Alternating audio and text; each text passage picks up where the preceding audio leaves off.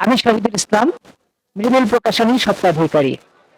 অমর ২১শে গ্রন্থমেলা ২০২৫ আজকে ১৪তম দিন এবং একই সাথে আজকে পয়লা ফাগুন এবং বিশ্ব ভালোবাসা দিবস।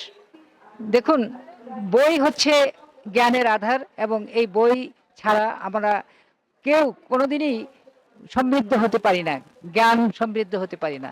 তাই এই মেলায় বিভিন্ন ধরনের বই থাকে, শিশু থেকে শুরু করে যুবক, তরুণ তরুণী, আমাদের যে যারা বয়োবৃদ্ধ, আমাদের শিক্ষক, প্রত্যেকের জন্যই এখানে বিভিন্ন ধরনের বই, বিভিন্ন প্রকাশক তার সময় উপযোগী বই নিয়ে আসেন।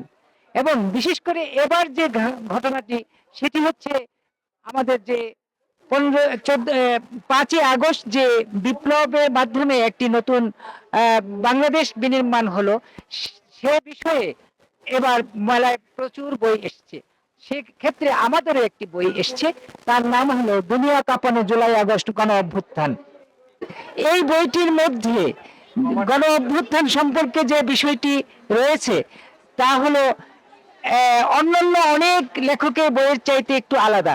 এর শুরু, এর প্রেক্ষাপট, এর বিভিন্ন বিষয়গুলোকে নিয়ে যে গবেষণামূলক বিষয়বস্তুগুলো এখানে রয়েছে।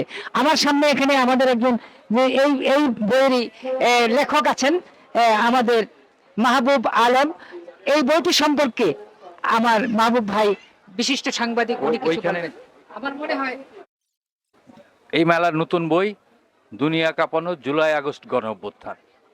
এই বই মানে যে নতুন বাংলাদেশ নির্মাণের একটা দিক নির্দেশনাও বলতে পারে। কারণ আপনারা জানেন যে মাত্র ৩৬ দিনে এদেশের ছাত্র জনতা অসম্ভবকে সম্ভব করে তুলেছেন এবং সেই অসম্ভবকে সম্ভব করে তোলার জন্য তারা যে জানবাজি লড়াই করেছেন, এই ৩৬ দিনের জানবাজি লড়াইয়ে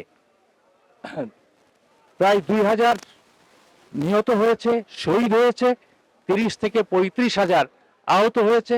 এখনো তারা হাসপাতালে অথবা বাড়িতে চিকিৎসাধীন অবস্থায় অত্যন্ত দুঃখজনক জীবনযাপন। এর প্রেক্ষিতে এই জুলাই আগস্ট অভ্যুত্থান নিয়ে এই বই লেখা। এই বইয়ের যে বিষয়বস্তুর দিকে তাকালে বোঝা যাবে যে এর একটা যে বিভিন্ন পরিচ্ছেদে ভাগ করা আছে, তার একটা পরিচ্ছেদের নাম হচ্ছে ক্ষমতা জয়।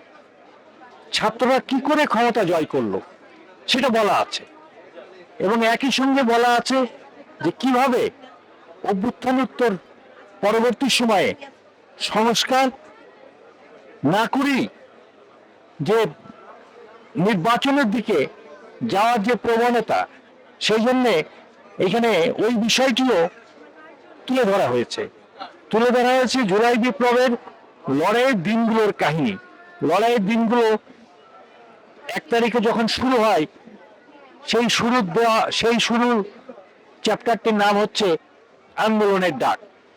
এরপরের চ্যাপ্টারটা হলো আন্দোলন শুরু হলো, এরপরে দ্রোহযাত্রা। এইভাবে পর্যায়ক্রমে জুলাই বিপ্লবের কাহিনী এই বইতে বিবৃত করা হয়েছে।